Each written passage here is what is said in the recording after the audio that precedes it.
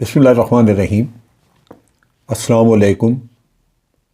آپ دیکھ رہے ہیں D D P Analytica. Pakistan سے محبت کم از کم میرے نزدیک جتنی بھی قسم کی محبتیں ہیں ان میں سب سے عظیم محبت ہے، کیونکہ وطن آپ کی ماں ہے۔ میں نے پاکستان بنتے دیکھا، میں نے پاکستان بننے کے وقت پہ ہجرت کر کے جب پاکستان آئے تو مشکلات، حالات انتہائی نگفتبے دیکھے، غربت دیکھی اور پھر حالات بہتر ہوتے دیکھے۔ غرض کے پہلے دن سے جب پہلی اینٹ رکھی گئی اس ملک کی بنیاد میں، تو میں اس کا آئی وٹنس تھا، ایک چشمدید گواہ تھا۔ لہذا یوں لگتا ہے کہ میرے نس نس میں، میرے جسم میں، میرے خون اور میری رگوں میں اس ارض وطن، ارض پاک کی ایک محبت موجود ہے۔ میں اس پہ نازاں رہا، میں ہمیشہ اس پہ اپنے آپ کو خوش قسمت میں نے سمجھا کہ رب العالمین نے مجھے ایسا دل، ایسی طبیعت، ایسی سوچ اور خواہش عطا کی جس سے کہ میں اپنے وطن کی قدر کرتا ہوں۔ لیکن پھر میں نے جب زندگی گزاری، تجربہ ہوا، مختلف لوگوں سے واسطہ پڑا، تو میں بڑا حیران ہوا کہ بہت سارے لوگ ایسے ہیں جن کو وطن سے محبت مجھ سے کہیں زیادہ ہے، اور مجھ سے کیا، آپ یوں کہہ لیجئے کہ یوں لگتا ہے کہ ہر پاکستانی سے زیادہ ہے۔ 1965 کی جنگ ہوئی اور اس جنگ میں تو لیفٹننٹ تھا، قصور کے محاذ پہ حسینی والا سیکٹر میں ادھر موجود تھا۔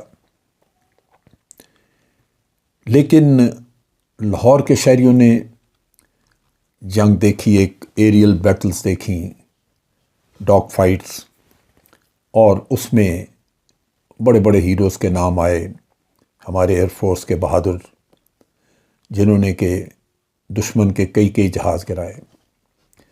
ان میں ایک شخص جو کہ جس کا کارنامہ آج دن تک کوئی بھی پاکستان میں بیٹ نہیں کر سکا، مقابلہ نہیں کر سکا، وہ تھا اس وقت کا اسکواڈن لیڈر ایم عالم، محمود عالم۔ ایم عالم ایک بنگالی آفیسر تھا، اور اس نے اس کا ریکارڈ ہے کہ اس نے ایک ہی فلائٹ میں، ایک مقابلے میں دشمن کے 5 جہاز گرائے۔ وہ آج دن تک ایک ریکارڈ ہے۔ جب 1971 کی جنگ ہوئی اور 1971 کی جنگ کے نتیجے میں بنگلہ دیش مارز وجود میں آیا، تو اس جیسے کئی اور بھی فوج میں لوگ موجود تھے جو بنگلہ دیش سے، بنگال کے رہنے والے تھے،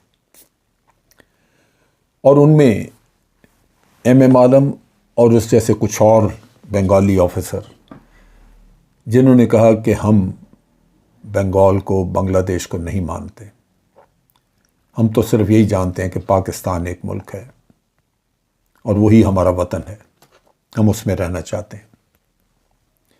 لہذا ایم عالم اور اسی طرح میرے کچھ اور دوست افواج پاکستان میں موجود تھے، ایک تو بعد میں میجر جنرل ہو کے ریٹائر ہوئے اور ان کی ڈیتھ بھی ہو گئی، کچھ اسی طرح سیاستدان بھی چند ایک تھے، محمود علی صاحب، اور اس طرح وہ جو رہ گئے وہاں پہ، یہاں پہ ان کے ذہن میں قائد اعظم کا پاکستان تھا، ان کے ذہن میں وہ محبت تھی جو قائد اعظم کی رفاقت کی وجہ سے، ان کی تقریروں کی وجہ سے ان کے دلوں میں جاگی تھی، اور وہ سمجھتے تھے کہ پاکستان در حقیقت ایک مدینہ ہے، ایک ایسا ملک ہے جو کہ آج بھی دنیا میں اسلام کا قلعہ ہے۔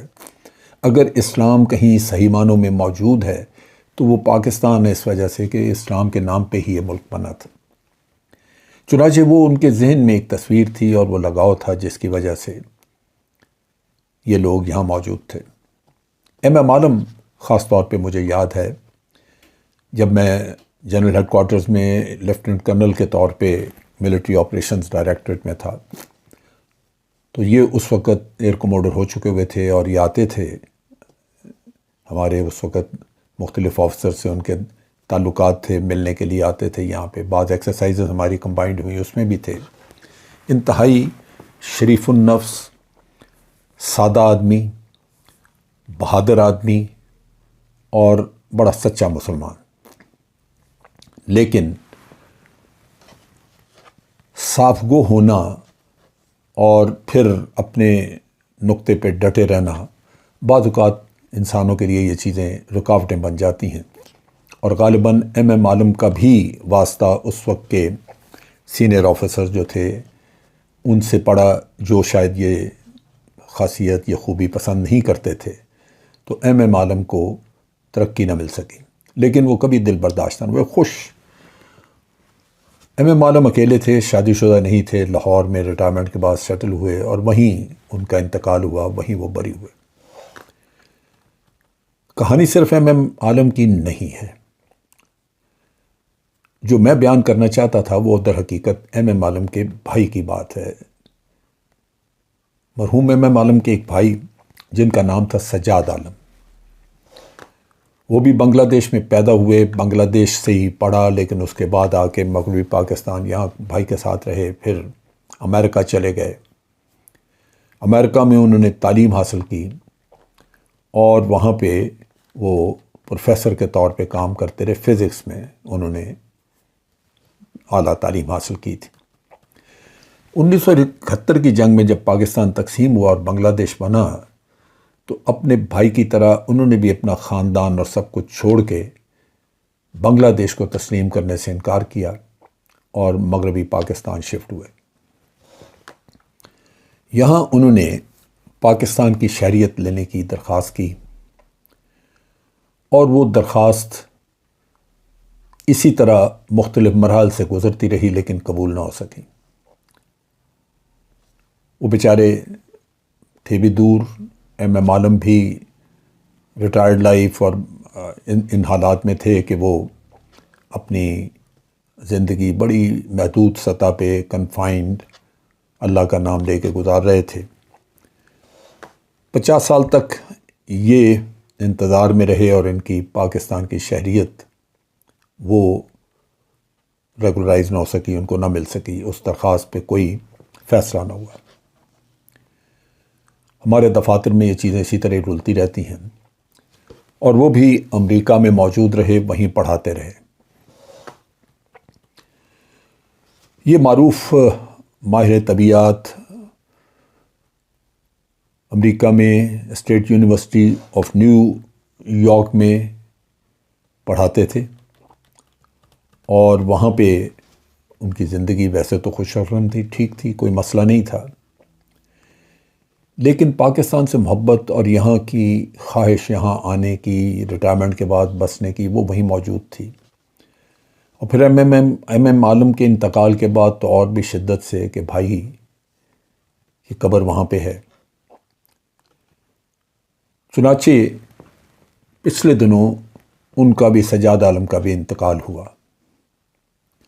انتقال کے بعد سجاد عالم نے خواہش ظاہر کی کہ ان کو پاکستان میں دفنایا جائے. یہ ان کی وصیت تھی. سو وفات کے بعد اس کو پورا کرنے کے لیے احباب نے کوشش کی کہ ان کو پاکستان میں دفنانے کا انتظام کیا جائے. نیو یارک میں انتقال ہوا. پاکستان امبیسی واشنگٹن میں ان سے رابطہ وغیرہ ہوا، لیکن جو چیزیں آڑے آئیں وہ یہ کہ ان کا بھی پاکستانی شناختی کارڈ نہیں تھا. تو یہ کہنا اور ثابت کرنا کہ یہ واقعی پاکستانی ہیں، یہ مشکل ہو گیا. باصورت کچھ احباب نے مل ملا کے اور بہت کوشش کرنے کے بعد بڑی مشکلات عبور کر کے تو ان کا جسد خاکی پاکستان پہنچایا اور پھر یہاں پہ ان کی بریل کی. میں سوچتا رہا کہ کیا یہ حماقت تھی ایک آدمی کی کہ جہاں انتقال ہوا وہیں دفن ہونے کا کہہ دیتے، کہ اس نے دل میں خواہش رکھی اور وصیت یہ رکھی کہ مجھے شریعت تو نہیں ملی لیکن کم از کم میری تدفین وہاں ہو جائے. دکھ ہوا، لیکن جو ان کے ساتھی احباب وہ یہ بتاتے ہیں کہ یہ ایک سچے مسلمان تھے، یہ پاکستان سے محبت کرتے تھے، یہ سوچ کے کہ یہ بھی ایک اللہ کی دین ہے اور اسلام کے نام پہ بنا ہوا ملک ہے اور اسلام کا ایک قلعہ ہے، لہذا یہیں جا کے دفن ہونا چاہیے۔ میں سوچتا رہا کہ کیا واقعی ہمارا ملک اسلام کا قلعہ ہے؟ کیا واقعی یہ قائد اعظم نے جیسے سوچا تھا، بتایا تھا، یہ اسی طرح ہے؟ ہم نے تو کوئی ایسا کام نہیں کیا جس میں ہم یہ کہہ سکیں کہ ہم نے اسلام کے نام پہ لیا ہوا ملک واقعی اس کو اسلام کا ایک قلعہ بنا دیا ہے۔ کتنی بڑی غداری ہے، کتنا بڑا دھوکہ ہے رب العالمین سے کیے ہوئے وعدے پہ، کہ وعدہ کیا کہ ہم اسلام کے نام پہ ملک لے رہے ہیں اور اس کو اسلام کا قلعہ بنائیں گے، اور خدا کے ساتھ کیے ہوئے وعدے سے مکر گئے۔ یہ وہ دکھ ہے جو کہ آج کی نسل سمجھ نہیں رہی کہ یہ کتنی بڑی کوتاہی، کتنی بڑی ناشکری اور کتنا بڑا فریب اس مالک کے ساتھ جس نے ہمیں یہ زمین عطا کی۔ آج بھارت میں رہنے والے مسلمانوں کا حال دیکھیے، ہندوتوا کے ہاتھوں مارے گئے ہیں، کشمیر میں مسلمانوں کا حال دیکھیں۔ تو کہنے کی بات یہ ہے کہ اس ارض پاک کی قدر کریں، اس سے محبت کریں، اس کا دفاع کریں، اور اس میں بسنے والے ہمارے دشمن، مکار، کرپٹ، اور جو صرف اپنی ذات سے آگے نہیں سوچتے، جنہوں نے اس اچھے بھلے ملک کو، بہترین ملک کو ایک برے حال پہ پہنچا دیا، مل کے ان کا کلا کما کریں۔ میری دعا ہے کہ یہ ملک اسی طرح قائم و دائم رہے اور اس کے بسنے والے اچھے مسلمان بنیں، اور اس کے رہنے والے وہ وعدے جو انہوں نے اللہ تعالیٰ سے کر کے یہ ملک حاصل کیا تھا وہ پورے کریں، اور اس نعمت خداوندی کے اوپر فخر بھی کریں، ناز بھی کریں اور شکر گزاری بھی کریں۔ آج کے لیے اتنا ہی۔ افواج پاکستان زندہ باد، پاکستان پائندہ باد۔